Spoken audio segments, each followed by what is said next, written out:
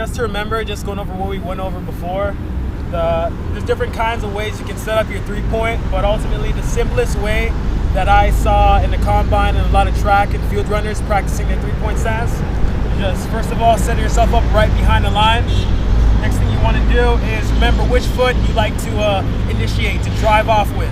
I like to bring my left foot forward first, so I have my right foot standing on this line. Then I take one step back and make sure you're ending up right behind the left heel. And then I put my left knee right in the middle of the right midfoot. Make sure my left toe is dug in, my right toe is dug in. I lean forward, make sure I have enough space, room in between, just put the hands through. Get both of my hands down. That's for my left hand. What I want to make sure that I do is get it in line or just on the outside of my left knee, just to establish a sense of balance. Because ultimately when we're leaving off of the three-point stance, we're only on 3 points. Now again, left hand just in line with the left knee, right hand just outside of the right knee. I'm leaning as far forward as I can already. I slowly lift up. And again, something to keep in mind is this: my right knee is about a 90-degree angle. My left knee, the back leg, is about a 120-degree angle. So again, just from down here, shake it out. Get both my hands down, my left hand down, then my right hand down.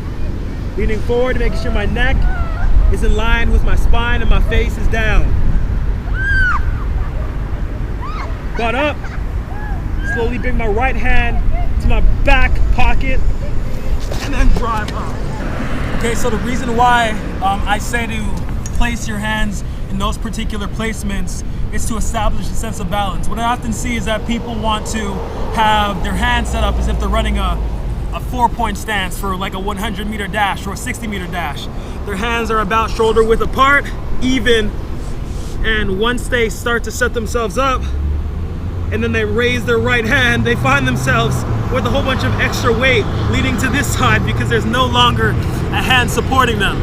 So what you need to make sure that you do is first shake your hands out, relax your shoulders, because you want to be in a very uncomfortable position.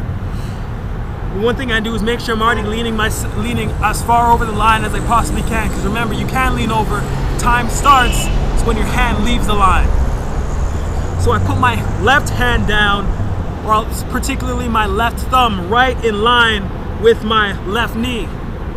So most of my balance is predominantly on the inside to support most of my left side, mostly center, but there's also some of the weight being shifted from right to left as well. Both hands down. There's not very much weight on my right arm already. It's just there to set me up. Have my both hands down. I set myself up. So once I am ready, I lift my right hand back, and it's like all my weight is naturally centered. You're gonna see a little bit of a lean, which is natural, but over time you get stronger and you get used to it, or you just make a slight adjustment, either bringing your feet a little bit further apart to make it more balanced.